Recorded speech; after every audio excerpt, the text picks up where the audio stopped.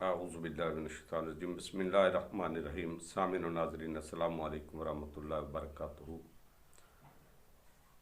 आज मैं आपकी समात की नज़र कर रहा हूँ फेफड़ों की सोजिश और फेफड़ों में जमी बलगम को निकालने का आसान और मुजर्रब नुस्खा। वीडियो को गौर से देखिएगा और सुनिएगा, और अभी तक अगर किसी ने हमारे चैनल हयात तामीर को सब्सक्राइब नहीं किया, सब्सक्राइब भी करें और शेयर भी करें, लाइक भी करें, कमेंट्स भी ज़रूर लिखें और अपनी आरा से भी ज़रूर नवाजें। घंटी के बटन को भी दबाएं ताकि आने वाली हर वीडियो आसानी से आप तक पहुंच सके। छाती पे जमी बलगम को निकालने का बेहतरीन और आसान नुस्खा है। इसको कहते हैं, इलाज की 3 किस्में होती हैं: इलाज बिदवा, इलाज बिलग़िज़ा और इलाज रूहानी। आज जो हम फेफड़ों से बलगम निकालने का इलाज पेश कर रहे हैं, इसको इलाज बिलग़िज़ा भी कह सकते हैं। 5 अदद अच्छी नस्ल की, अच्छी किस्म की खजूरें लें और उनको पानी से पहले धो लें। धोने के बाद 1 गिलास पानी ने देगची के अंदर डालकर उसमें 5 खजूरें डालकर उसको चूल्हे पर उबाल करें। 2-3 उबाले दिलाएं।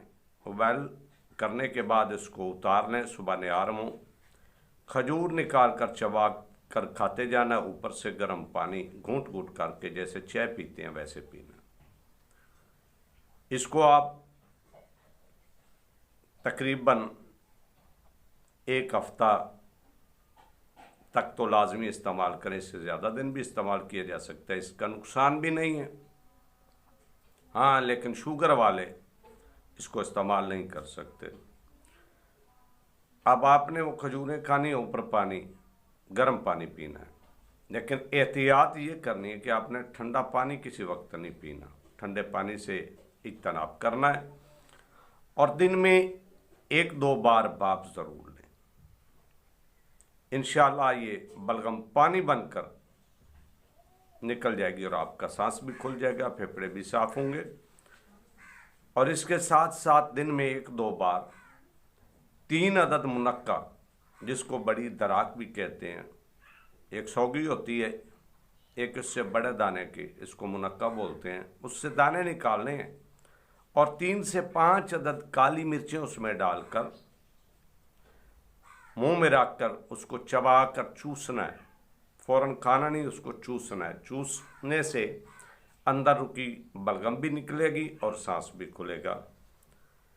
ये थी बलगम निकालने के लिए आसान सा नुस्खा, और इसको ज़्यादा दिन भी इस्तेमाल, 21 दिन तक भी इस्तेमाल करें तो ज़्यादा बेहतर होगा, अंदर रेशा नहीं रुकेगा।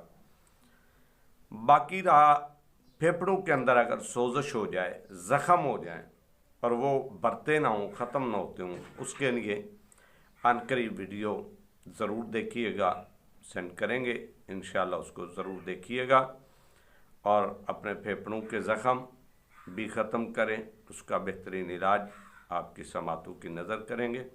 अपनी दुआओं में याद रखिएगा। अस्सलामु अलैकुम वरहमतुल्लाहि वबरकातुहू।